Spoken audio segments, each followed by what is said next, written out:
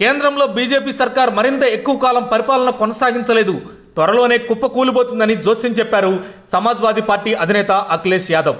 మతం పేరిట మతోన్మత రాజకీయాలు ఎన్నో రోజులు కేంద్రంలో రాష్ట్రాల్లో నిలబడవు అంటూ ఘాటు వ్యాఖ్యలు చేశారు అఖిలేష్ యాదవ్. కాగా సమాజ్వాదీ పార్టీ చీఫ్ అఖిలేష్ యాదవ్ ప్రస్తుతం బెంగాల్ పర్యటనలో ఉన్నారు. ఈ సందర్భంగా అఖిలేష్ యాదవ్ నిన్న బెంగాల్ సీఎం టీఎంసీ అధినేత్రి మమతా బెనర్జీ ఆధ్వర్యంలో జరిగిన ధర్మతల ర్యాలీలో పాల్గొన్నారు.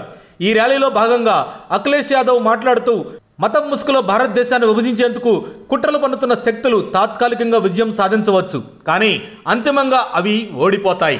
బెంగాల్ ప్రజలు భారతీయ జనతా పార్టీని ఓడించారు. అధికారంలోకి వచ్చిన వారు చుట్టం చూపుగానే ఉంటారు, తర్వాత దిగిపోతారు.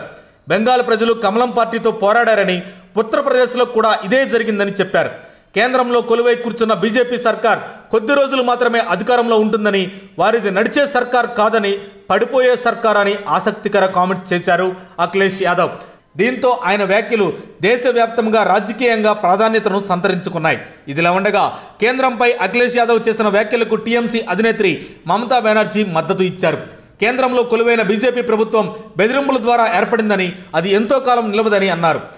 ఉత్తరప్రదేశ్లో పార్లమెంట్ ఎన్నికల్లో సమాజ్వాదీ పార్టీ కనబరిచిన తీరును, వారి ఫలితాలను చూసి సీఎం మమతా బెనర్జీ ప్రశంసించారు.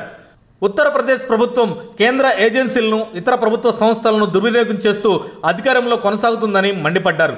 ధర్మతల ర్యాలీకి హాజరైన సమాజ్వాదీ పార్టీ అధినేత అఖిలేష్ యాదవ్కు టీఎంసీ అధినేత్రి మమతా బెనర్జీ కృతజ్ఞతలు తెలిపారు.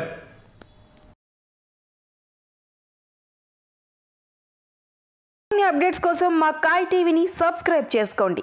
మా వీడియో కనుక మీకు నచ్చినట్లయితే లైక్ చేయండి, షేర్ చేయండి. మీ విలువైన అభిప్రాయాలను కామెంట్ బాక్స్లో తెలియజేయండి.